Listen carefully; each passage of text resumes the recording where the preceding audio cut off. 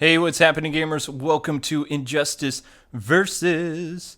And today we will be looking at the Killing Joke DLC, which is, of course, the Killing Joke Joker stuff.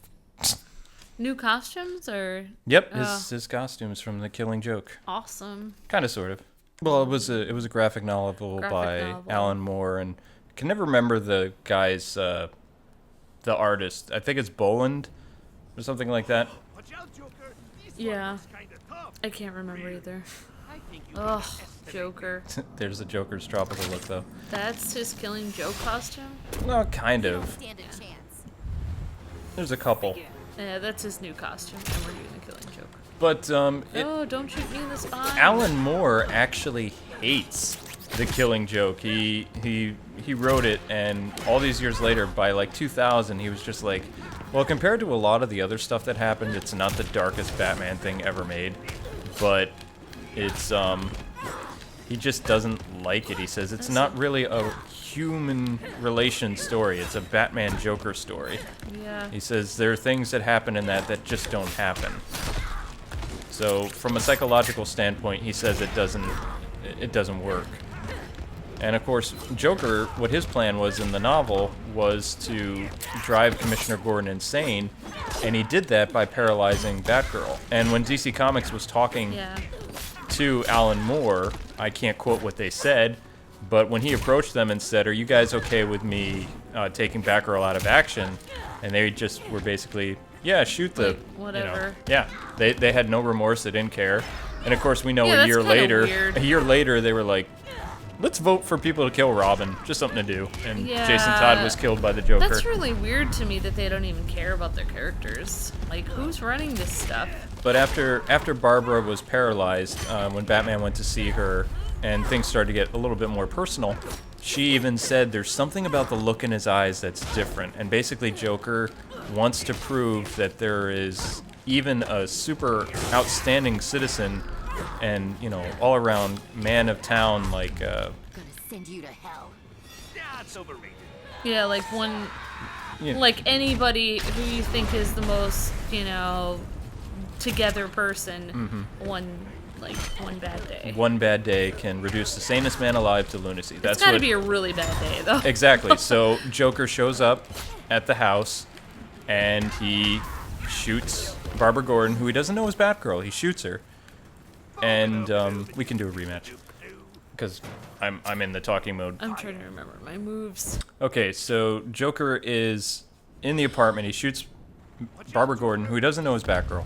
He shoots her, and he just like has her sitting there on the floor, and Commissioner Gordon's being beat up by his Joker thugs, which actually Tim Burton used in his later movie, the 1989 Batman movie. They wore black leather jackets that had the Joker symbol.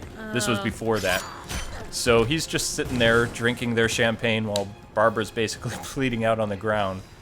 And they take Commissioner Gordon away, and he goes up to Barbara, and she doesn't know what he's going to do, and he just starts taking pictures of her.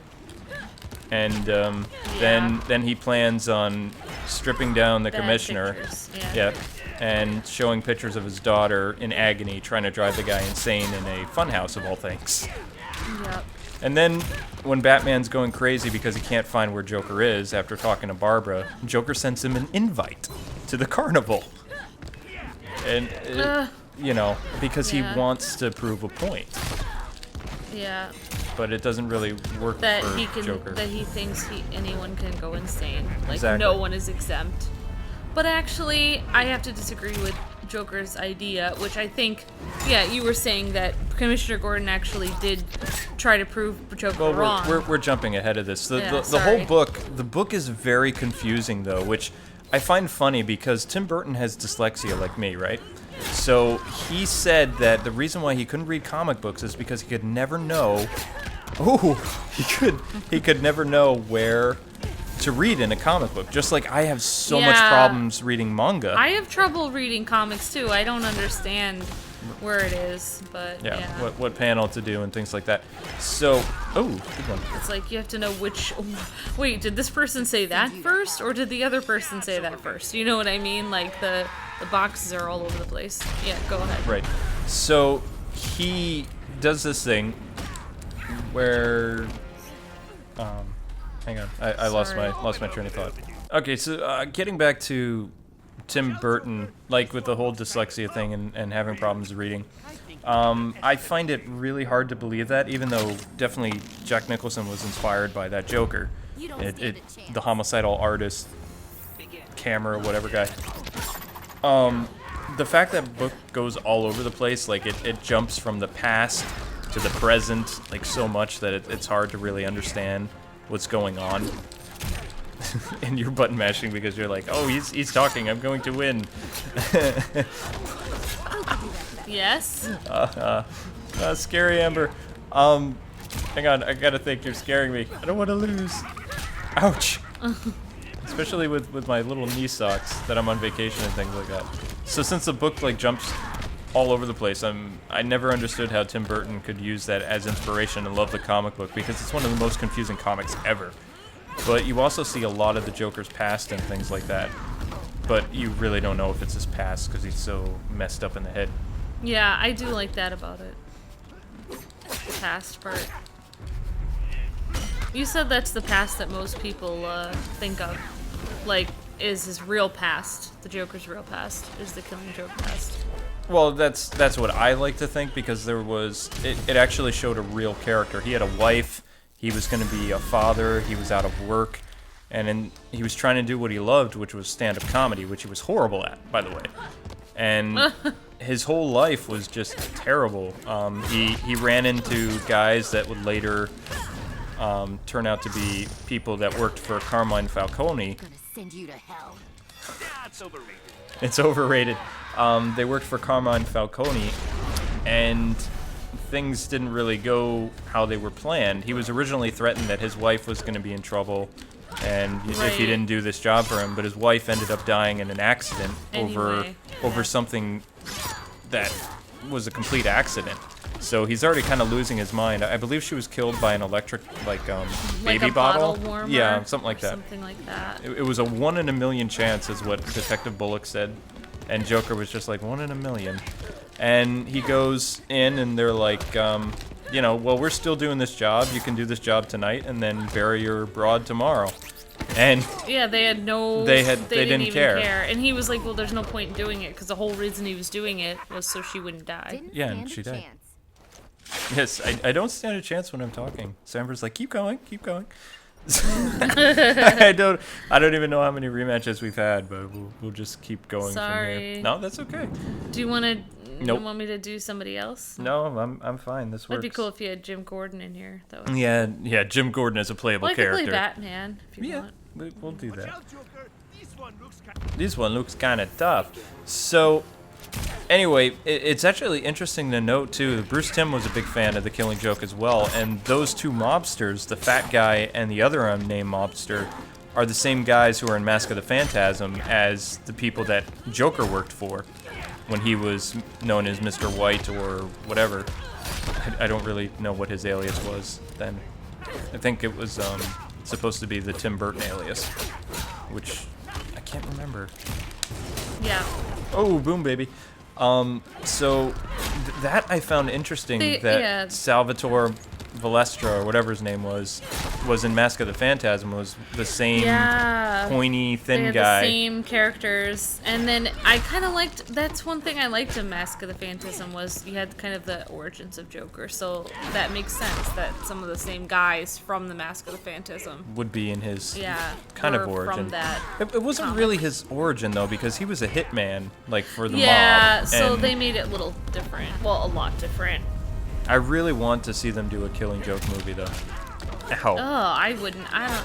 I mean, I like that Well, they have the origin. They wouldn't be able to show some of the graphic stuff that happened, of course. It's easy to explain the Killing Joke like graphic novel, but when you actually see the graphics, it's kind of like whoa. So, it's nicer to just glaze over it just glaze over it, yeah. than to actually look at it. It's like, ugh. Oh, the background got kind of messed up for a second. Oh! Ow. Boink. But yeah, I mean, you can see a lot of influence of the Killing Joke in a lot of A lot of things, like I noticed the Heath Ledger Joker kept changing his story, and Yeah, that, like that was inspired in from the it. Killing Joke, I remember that he couldn't even remember. He thought that was his story, but he wasn't even sure. Well, I'm definitely believe that his wife died in some type of, because he was down on his luck. The mobsters, even they were kind of like, you know, you're gonna do this for us anyway. But in reality, the Joker was a scapegoat. Like, they gave him this Yeah. costume so that the police would think he's the mastermind, and then the thugs end up dying in the shootout anyway. So he's confronted by Batman. It was like pointless. Yeah. He Such a it was, horrible yeah, and he finds out day. later it was completely pointless too. Like, everything that happened in that 24 hours, if he was there with his wife, she wouldn't have died like that. So yeah, you want to be Batman. Watch out, Joker. This Okay, one looks so the costume that I'm using now is the Red Hood costume. This yeah. is the disguise that Joker was had to put on, and basically he gets spooked by Batman. Now, in Tim Burton's movie, he didn't think it was enough drama that Joker dives into the chemical vat himself, so they have Joker fall, like, you know, by Batman's hands. It creates this kind of tension, like Batman created the Joker. Yeah. So it doesn't really make sense that Alan Moore had Joker upset with Batman, because he got spooked by Batman, and instead of facing Batman, you know, he jumps into the vat. Now, there's other incarnations that they've shown, like in the animated series, Batman throws him in the vat, or at least in Joker's vision of it.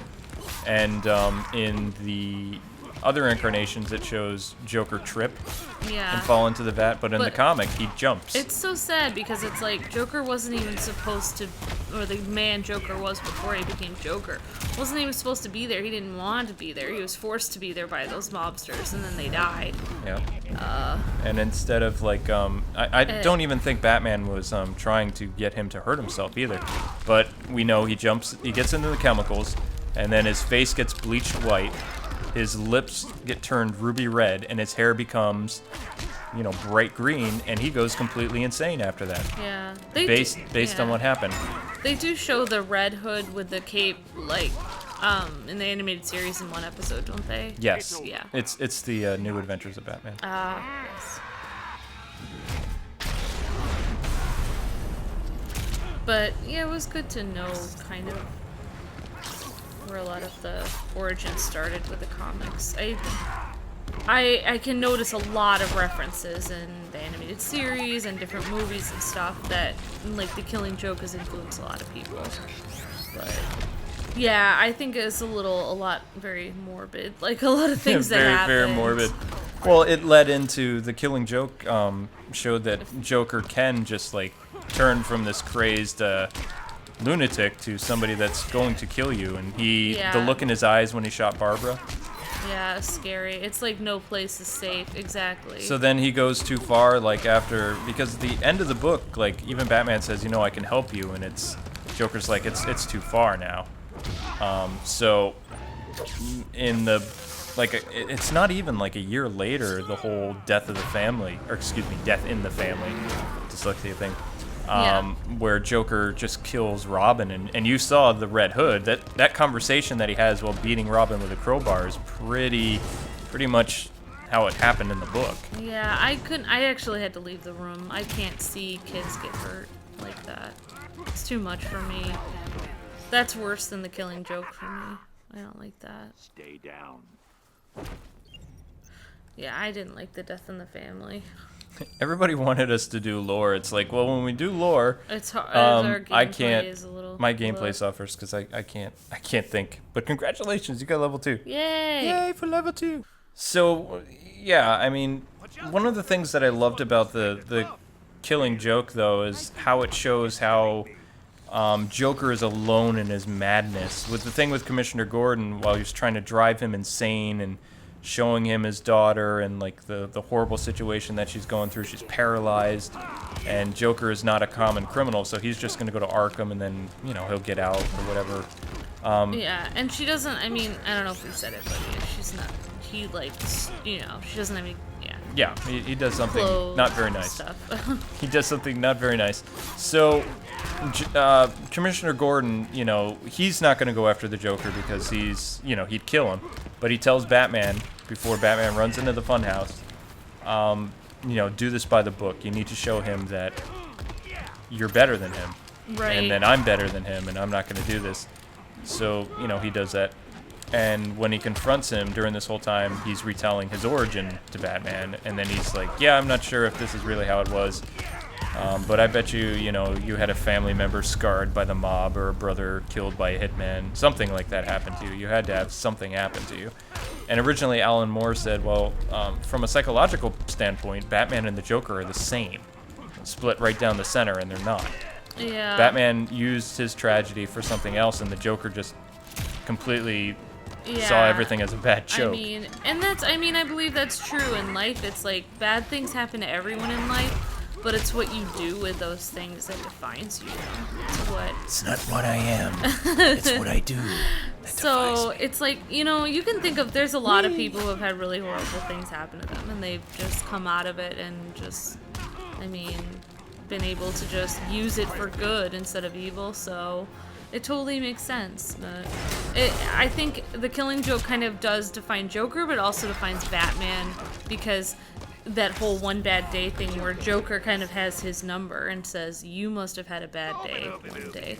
Like, he knows somehow that he had a bad day, and that, you know, he doesn't know what it is, but he kind of guessed that Batman had a bad day. Yeah, Batman had a bad day once. Like right now, being on fire. He's on fire! This bat is on fire. It's actually raining pretty hard outside, which is actually what happened in the novel.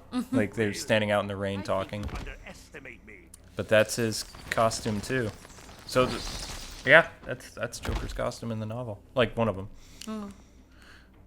Batman looks like the other Batman. This is the Joker costume I grew up with, actually. The Alan Moore look. But yeah, pretty much what Joker believes is only one bad day separates him from the rest of everyone. Like, it's not his fault. Like, this was done to him, you know, like, you know.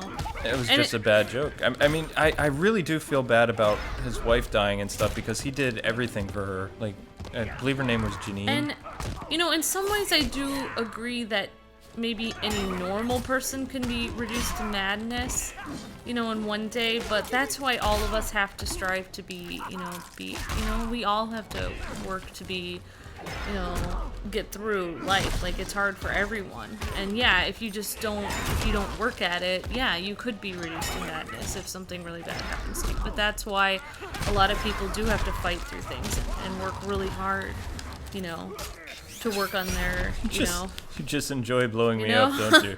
But do you know what I mean? Like, it takes a lot of strength for people to work through really bad things. And maybe he is correct. Maybe a normal person could be reduced to madness. But that's why we all have to be extraordinary. You know what I mean? That's how I feel, anyway. They should have made his fedora purple, though. It wasn't. It was purple. It wasn't like this carny hat. But I think it's kind of interesting, like, because there is some school of thought, like, when people, you know, go on, you know, like, some of these, like, you know, people who go on rampages and stuff, like, even in our modern society, like, people let them off the hook, like, oh, you know, it wasn't their fault and whatever. It was like, yes, it was their fault. But it's kind of interesting because in this story, Jim Gordon and Batman both show that, you know, they had a bad day too, but they did not, they were strong enough to not, you know, create, you know, madness and create other bad days. What I find interesting about the whole, like, Killing Joke thing is it was a novel, and then they took what happened and they made that mainstream. Like, they took that story because it was so compelling, and they retired Batgirl. And not only that, but they set in motion to kill Robin. Yeah, and that, I mean, it created Oracle. And yeah, if that Killing Joke had never happened, then the death of the family wouldn't have happened, probably. Because it kind of set a precedent, like, oh, now this kind of stuff Joker can happen. is and not just, I mean, he didn't just, I mean, he did something really horrible to Babs, but he did something even worse to Robin. Yeah. And no empathy whatsoever. Well, the whole thing of, like, for me, like, I think of, like, in the,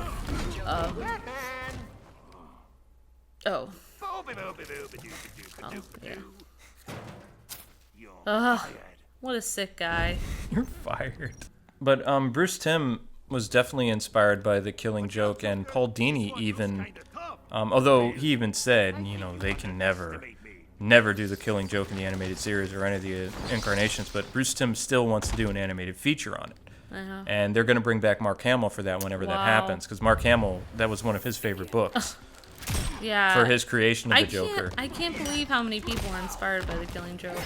You said like Heath Ledger was given a copy of it. He was given a copy of that, I'm sure he Death in the Family, and another Joker story, like the Long Halloween. Well, I mean, Long Halloween wasn't really. That's kind of a Joker story. Or it was Dark Victory. It was one or the other. I always forget.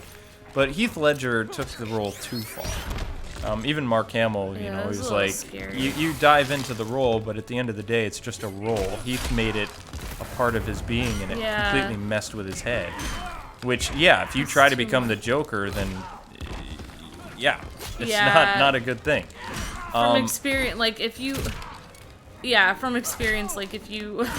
if you try to understand a crazy person, then you have to become crazy. Yeah. If you don't understand them, then that's a good thing, because that means your mind doesn't work like theirs. That means you're not crazy. There's a reason why serial killers get copycats, is because they become the serial killers. Yeah. You have to be very careful with method acting, because you can become, you know, something too far. And the Joker is like evil incarnate. It's a character you do not want to emulate. You just don't. Yeah, because once you start to understand their motives and why they think this way, like it kind of, like you kind of rationalize it in your head, like, oh, this is why they do this, and then there's only one step between that and you rationalizing it for yourself, you know. So yeah. But what I was gonna say before was like with the what was that? The Robin one, what was that called? Death in the Family.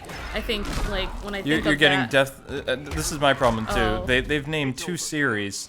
oh, that wasn't. Death of the Family is the New 52 thing, where Joker has like this Fabergé mask of his face. Oh, I was thinking of And the it was Robin stupid. The thing. Robin is Death in the Family. Death in the Family, yeah. But I thought that kind of dealt with like child abuse, which was, as you were saying, like worse than what he did to Barbara, which was, I mean, I don't know, like, you know, he was like, it was horrible. I hated that. I think that was worse than the Killing Joke. Oh, of course. So, it's interesting to note, too, that all these different writers are influenced by the Killing Joke as well, and they've taken the Joker to even more extreme lengths, which I'm still amazed by, because Killing Joke as a kid gave me nightmares, and my mom actually ripped out certain pages of the book, so I never got to see the whole Barbara Gordon thing, or even the Commissioner Gordon. It was like, it was almost like a synopsis of what happened. Yeah.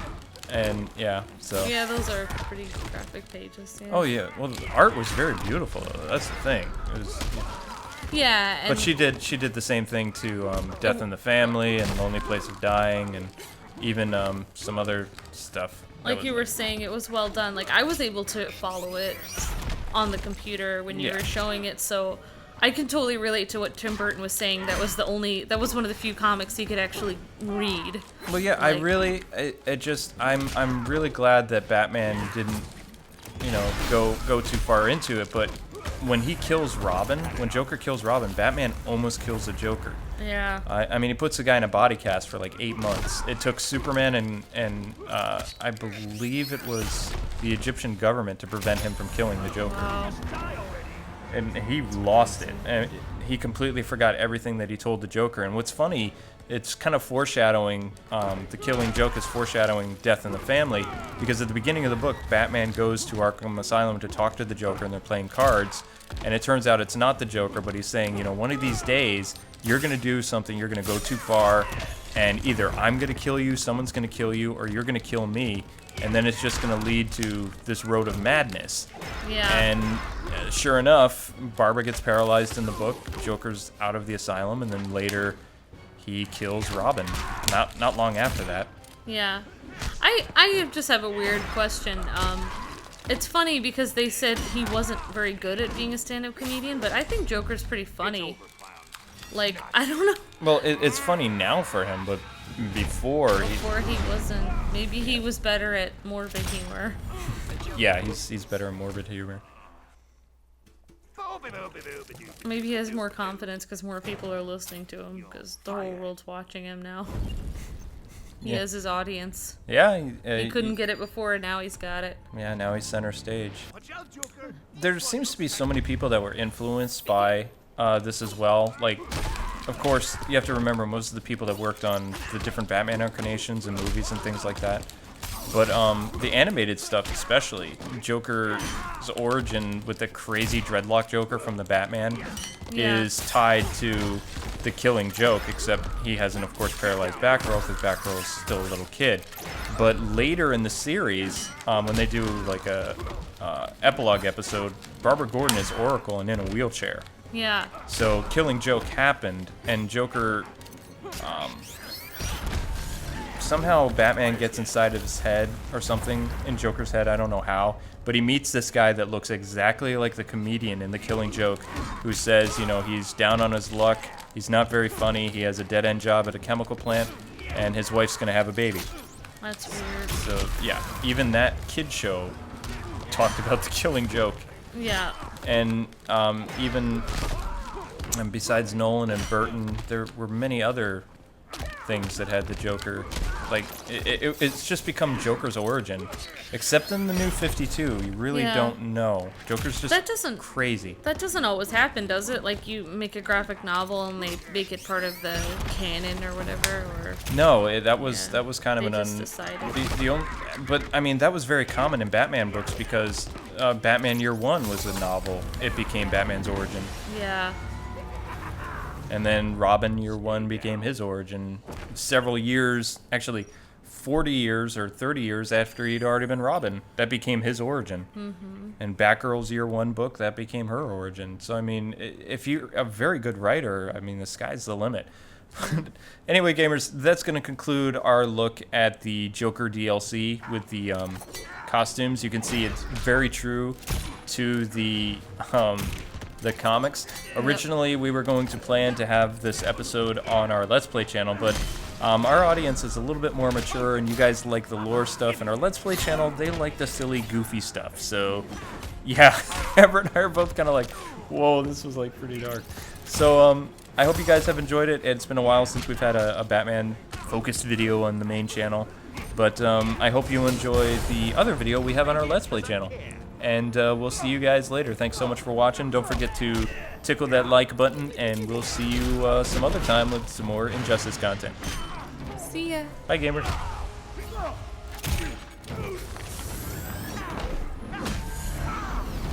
I hit because I care.